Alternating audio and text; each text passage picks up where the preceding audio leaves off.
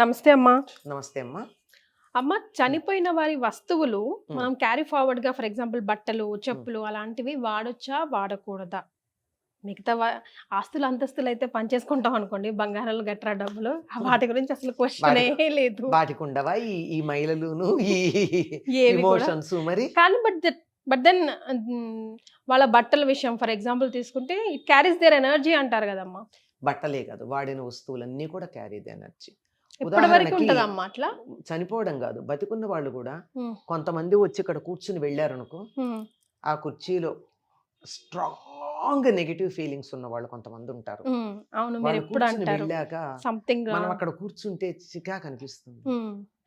కాసేపు దాన్ని వదిలేసి ఒక పూట ఆ మర్నాడు కానీ కూర్చోలేము. కొంతమంది పడుకున్న మంచాల మీద కానీ, కొంతమంది కూర్చుని వెళ్ళినటువంటి ప్రదేశాల్లో కానీ మనం కూర్చుంటే చికాకు పడతాం.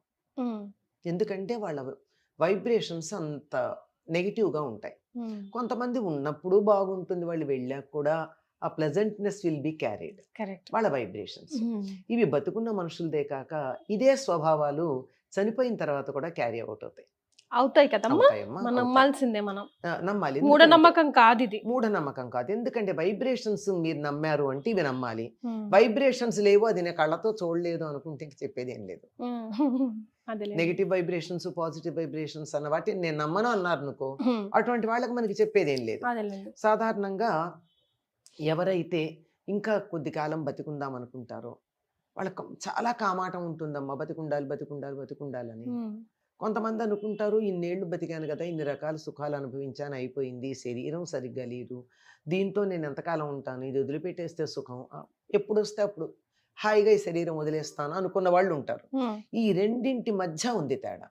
ఎవరైతే ఇంకా మాకు ఇది కావాలనుకుంటారో వాళ్ళు తరచుగా వాడే వస్తువులు, వాళ్ళు ఇష్టపడే వస్తువుల దగ్గర వాళ్ళ వైబ్రేషన్స్ ఉంటాయి. సో మనం దాన్ని వాడొచ్చా, వాడకూడదా? వాళ్ళ వైబ్రేషన్స్ బట్టి ఉంటాయి. ఉదాహరణకి 10 రోజుల వరకు కూడా ఆ జీవి ఆ దరిదాపుల్లోనే ఉంటుంది అని చెప్తారు. సపిండీకరణం ఏదో చేస్తారు కదా అప్పటిదాకా. అందుకని ఆ టైంలో వాళ్ళు వాడిన వస్తువులు ఒక్కోసారి కదులుతాయి, మనకు ఆశ్చర్యంగా అనిపిస్తుంది. ఒకళ్ళ కళ్ళజోడు ఉంటుంది, ఒకళ్ళకి పర్సు ఉంటుంది, ఒకళ్ళ వాచ్ ఉంటుంది, లేదా వాళ్ళు వాడే పెన్ ఉంటుంది. ఇట్లాంటివే కదా తరచుగా మమకారం ఉండేవి. చెప్పులు బట్టలు అంత ఏం ఉండవు, కానీ ఇవి ఇలాంటివి ఆ 10 రోజుల లోపల అలా చూస్తుంటే కదులుతున్నట్టు అనిపిస్తాయి. ఏంటి కదిలే, కొద్దిగా ఇంత జస్ట్ స్పందనలాగా.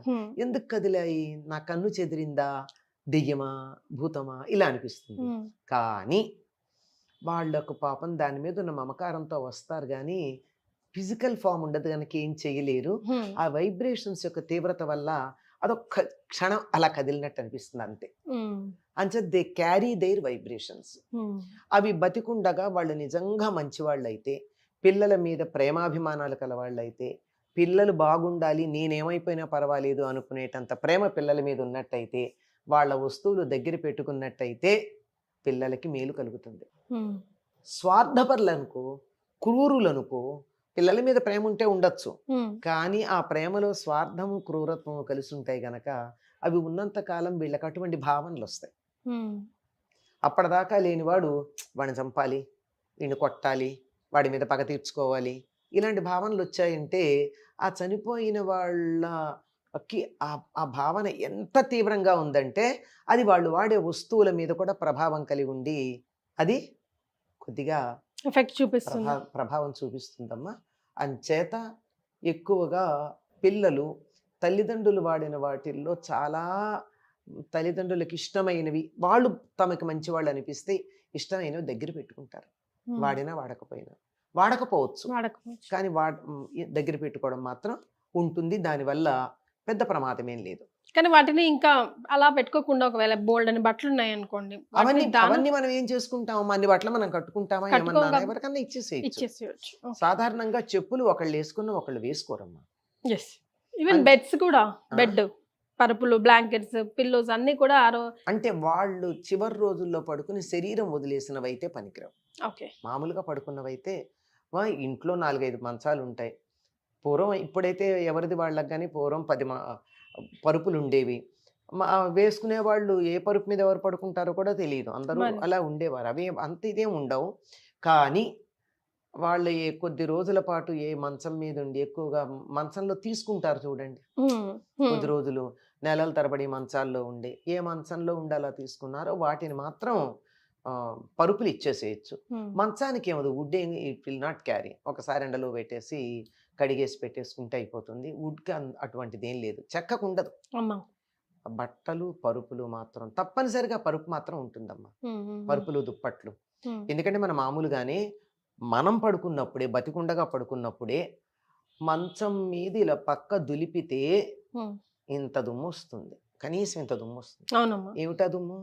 మన శరీరం యొక్క పై పొరల్లో నుంచి ఊడిపడినటువంటి సెల్స్, డెడ్ సెల్స్.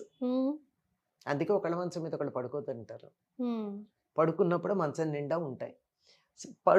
మేలుకున్నప్పుడు కన్నా పడుకున్నప్పుడు జీవ ప్రక్రియ ఎక్కువ జరుగుతుంది కదా, చెమటలు పడతాయి. ఆ దుప్పట్లన్నీ ఆ చెమటలన్నీ పీలుస్తాయి. అందువల్లే రాత్రిలో ఒకళ్ళు పడుకున్న మంచం మీద ఇంకోళ్ళు పడుకోరు సాధారణంగా. బెస్ట్ రెమెడీ కూడా అంటారమ్మా, మన బ్లాంకెట్స్ మనమే ఫోల్డ్ చేసుకోవడం అనేది బెస్ట్ రెమెడీగా కూడా ఒకటి చెప్తారు. అసలు ఒకళ్ళ మంచం మీద ఒకళ్ళు పడుకోకూడదమ్మా. రాత్రి పడుకున్న మంచం మీద మరే పడుకోకూడదు. తర్వాత అంటే ఆ ఫీలింగ్స్ వస్తాయి, వద్దన్నా కొంచెం ప్రభావం ఉంటుంది. అందుకని మన పక్క మనమే వేసుకోవడం మంచిది. మన పక్క మన దుప్పటి మనమే మడత పెట్టుకోవడం చాలా మంచిది. దరిద్రం అనేవారు పెట్టుకోకపోతే. అట్లాంటిది వ్యాధిగ్రస్తులై మంచం మీద కనుక ఉన్నట్టయితే దానికి ఎంత ఎఫెక్ట్ ఉంటుంది. అందులోనూ అదే మంచం మీద శరీరం వదులుంటే అదే పక్క మీద ఇంకెంత ప్రభావం ఉంటుంది. అందువల్ల తప్పనిసరిగా వాటిని పడేసేయాలి. ఎవరు తీసుకోరు కూడా సాధారణంగా. కొంతమంది ఉన్నారు, మాకేం అభ్యంతరం లేదు, తీసుకుంటే ఎండలో పడేస్తాం, మేము వాడుకుంటాం అనుకునే వాళ్ళు. కానీ వాళ్ళ మీద ప్రభావం కూడా ఉండదట. ఎందుకంటే ఎమోషనల్ అటాచ్మెంట్ లేదు. మనకేమో ఎమోషనల్ అటాచ్మెంట్ ఉంటుంది. అందువల్ల అలాంటి వాళ్ళకు ఉండొచ్చు. అలాగే వాళ్ళ వస్తువుల్లో కట్టుకున్న బట్టలు అవి కూడా అప్పుడు కట్టుకున్నవి, మంచంలో ఉండగా కట్టుకున్నవి, వ్యాధిలో ఉండగా కట్టుకున్నవి, అవి మాత్రం వాడకూడదమ్మా. అవి వాడకూడదు. ఎందుకంటే they carry that suffering. Suffering ఉంది కదా, దాంట్లో సఫరింగ్ ఉంటుంది.